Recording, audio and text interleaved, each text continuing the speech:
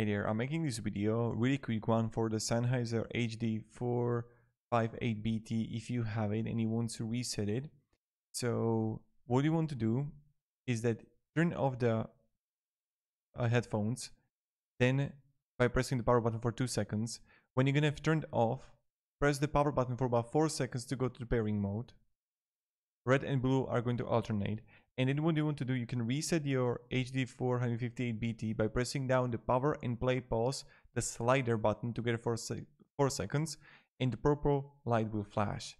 And then this is going to be resetted. So this is something that you can try. I just want to make this quick video for you if you're looking for the solution for your Sennheiser HD458BT noise cancellation headphones.